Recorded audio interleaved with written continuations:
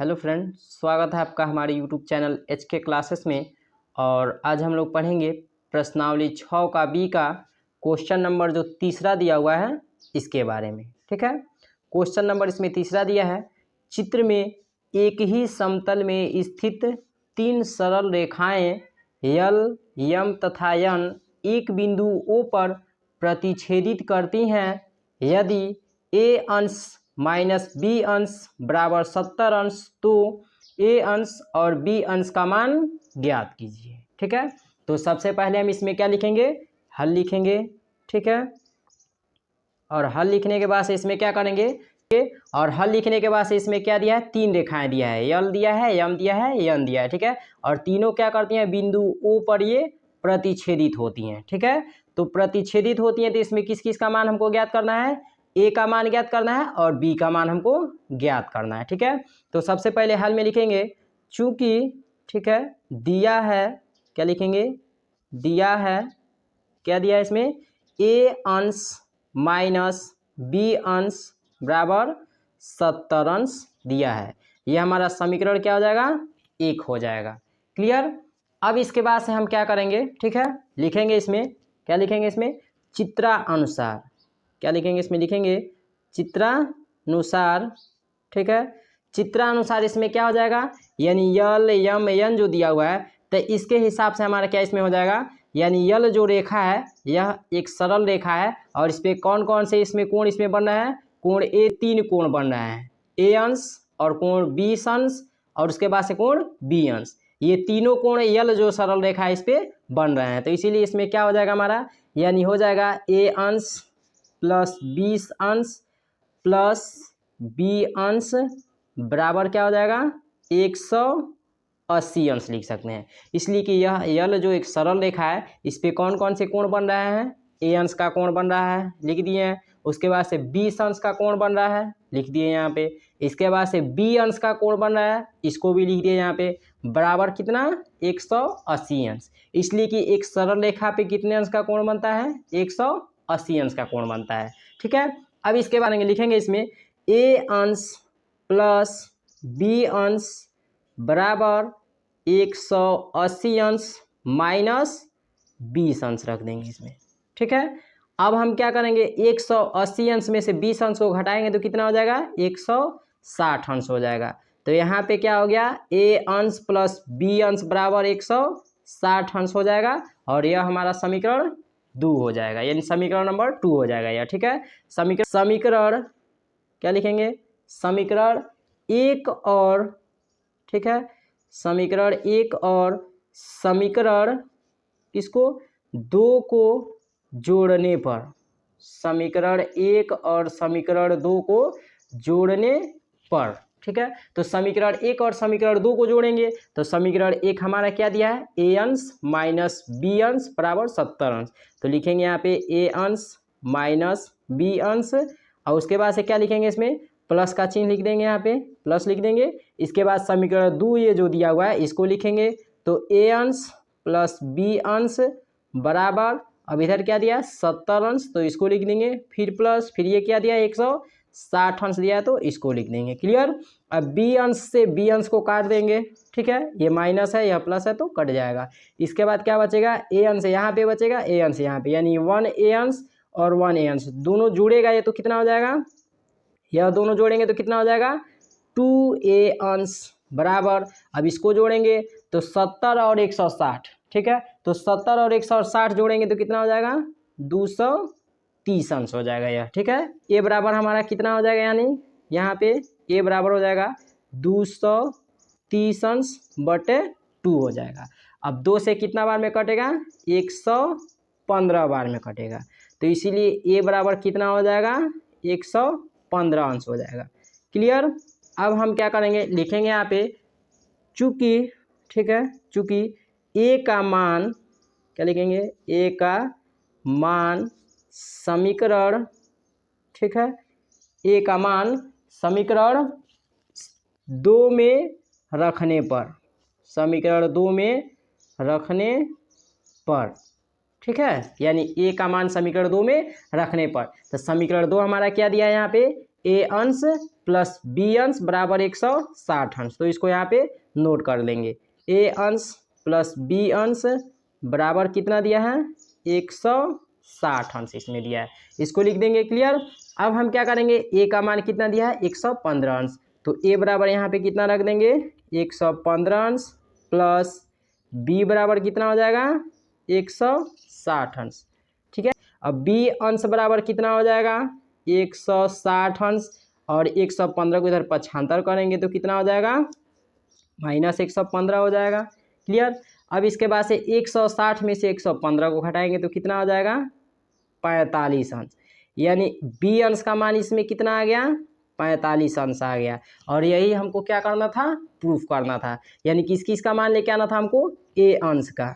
ठीक है। तो ए अंश बराबर कितना हो गया हमारा 115 अंश हो गया, और बी अंश बराबर हमारा कितना हो गया 45 अंश हो गया, और यही हमारा आंसर हो गया। क्लियर।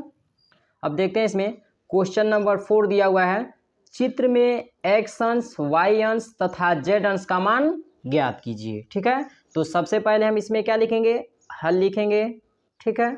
और हल लिखने के बाद से इसमें क्या लिखेंगे चूंकि क्या लिखेंगे, चूंकि y अंश बराबर 110 अंश। क्यों 110 अंश होगा, इसलिए कि y अंश के सामने कौन सा कोण है, कितने अंश का कोण है 110 अंश का है, तो इसीलिए यह जो कोण होगा कौन सा कोण होगा, सम्मुख कोण होगा। कौन सा कोण, सम्मुख कोण।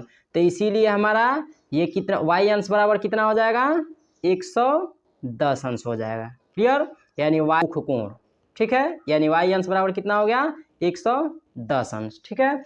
अब इसके बाद से क्या लिखेंगे यहाँ पे, ठीक है, लिखेंगे यहाँ पे x अंश प्लस y अंश बराबर 180 अंश। अब कैसे, इसलिए कि यह दिया है x अंश और यह y अंश, दोनों मिलके क्या कर रहे हैं एक सरल रेखा पे यानी कोण बना रहे हैं, यानी दोनों मिलके एक सरल रेखा बना रहे हैं कि नहीं बना रहे हैं, जैसे कोण x अंश और कोण y अंश। ठीक है। तो हम क्या लिखेंगे, इसके बाद लिखेंगे x अंश प्लस y अंश बराबर 180 अंश, इसलिए कि यह कोण और यह कोण दोनों मिलके क्या कर रहे हैं इस सरल रेखा पे कोण बन रहा है। तो इसीलिए एक सरल रेखा पे जो कोण बनता है कितने अंश का बनता है 180 अंश का। तो इसीलिए हम क्या लिखे यहाँ पे x अंश प्लस y अंश बराबर 180 अंश, यह हमारा समीकरण क्या हो जाएगा 1 हो जाएगा। क्लियर। अब हम क्या करेंगे यहाँ पे, लिखेंगे यहाँ पे तब क्या लिखेंगे, तब यहाँ पे x अंश प्लस, अब y अंश का मान यहाँ पे रख दीजिए, y अंश बराबर कितना इसमें दिया है 110 अंश, तो यहाँ पे रख दीजिए 110 अंश बराबर 180 अंश। क्लियर। अब हम क्या करेंगे यहाँ पे कि x अंश का हमको मान ज्ञात करना है, तो 180 अंश में से घटा देंगे यानी इसको पक्षांतर कर देंगे तो कितना हो जाएगा 110 अंश। तो x अंश बराबर जो हमारा मान आएगा वह कितना आ जाएगा 180 में से 110 को घटाएंगे तो 70 अंश हो जाएगा, मतलब यह हमारा जो मान हो गया वह x अंश का मान हो गया। क्लियर। अब हम इसके बाद से क्या करेंगे इसमें, ठीक है, अब ठीक है लिखेंगे अब, ठीक है, अब y अंश प्लस z अंश बराबर कितना अंश हो जाएगा 180 अंश हो जाएगा। क्यों 180 अंश होगा, इसलिए कि हमारा जो बन रहा है यानी यह जो y अंश है और यह जो हमारा बन रहा है z अंश, यह दोनों मान के चलिए कि यदि यह एक सरल रेखा है तो y अंश और z अंश दोनों यदि इसमें जो कोण बन रहे हैं वह कितने अंश के बनेंगे यहाँ पे 180 अंश के बनेंगे। ठीक है। तो इसीलिए हम क्या लिख दिए y अंश प्लस z अंश बराबर 180 अंश यहाँ पे लिख दिए। ठीक है।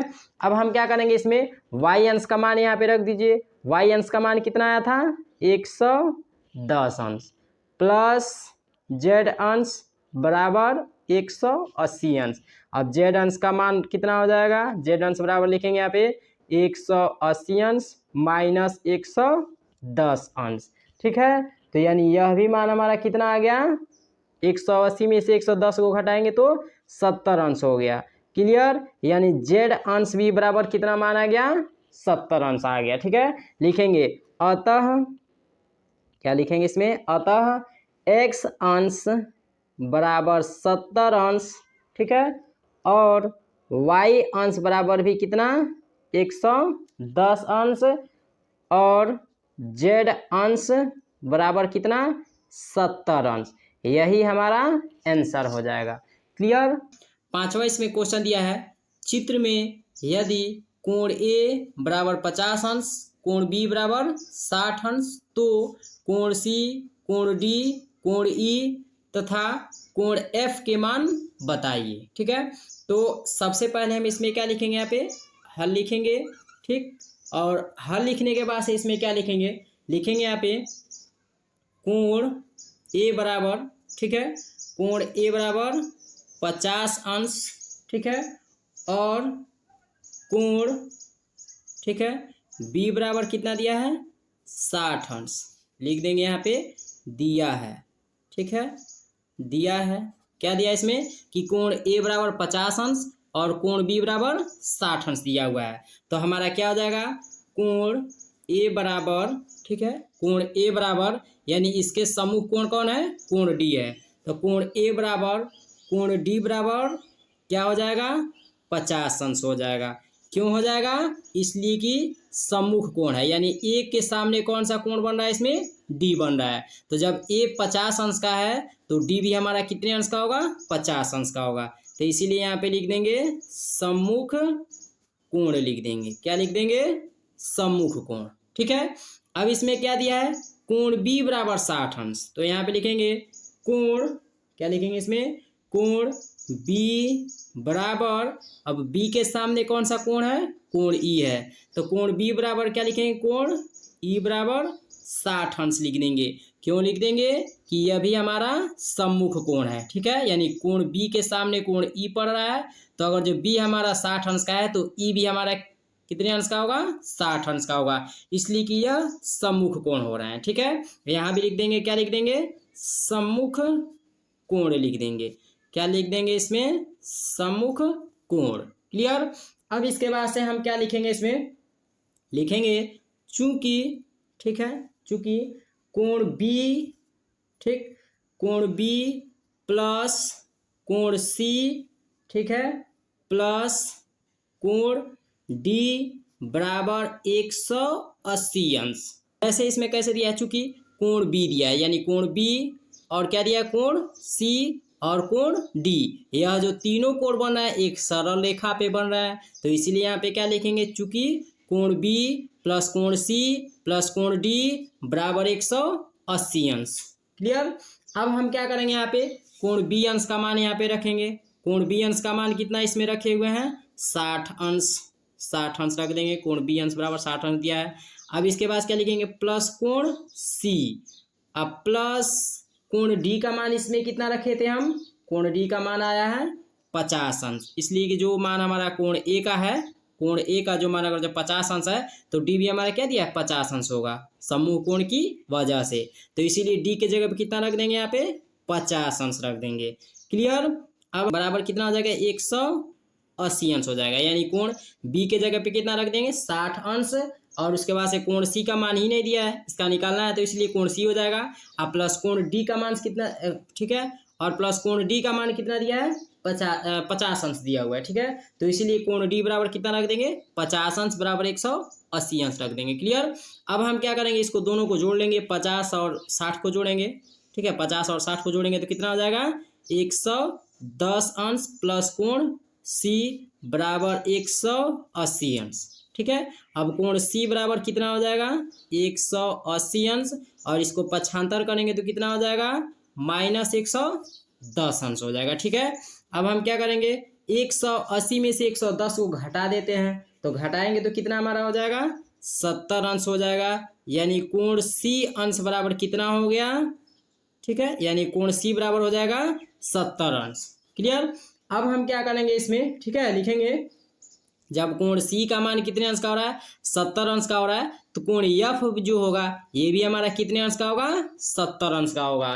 क्यों होगा, इसलिए कि यह भी सम्मुख कोण हो रहा है, कोण सी अगर जो 70 अंश दिया है तो कोण एफ भी हमारा 70 अंश होगा। ठीक है, तो यहाँ पे लिखेंगे इसलिए, ठीक है, इसलिए कि कोण सी बराबर क्या दिया है, कोण सी बराबर कोण एफ बराबर कितना हो जाएगा 70 अंश हो जाएगा। क्यों हो जाएगा? इसलिए कि सम्मुख कोण की वजह से हो जाएगा। ठीक है, सम्मुख कोण की वजह से हो जाएगा। तो इसलिए लिखेंगे अतः, क्या लिखेंगे? अतः कोण सी बराबर 70 अंश। ठीक है, कोण सी बराबर 70 अंश और कोण एफ बराबर भी कितना 70 अंश। ठीक है, और कोण डी बराबर कितना? कोण डी बराबर 50 अंश। ठीक है, अब इसके बाद क्या दिया है? कोण ई बराबर, तो कोण ई बराबर कितना हो जाएगा? कोण ई बराबर 60 अंश। ठीक है, और यही हमारा जो होगा वह क्या हो जाएगा? आंसर हो जाएगा। क्लियर?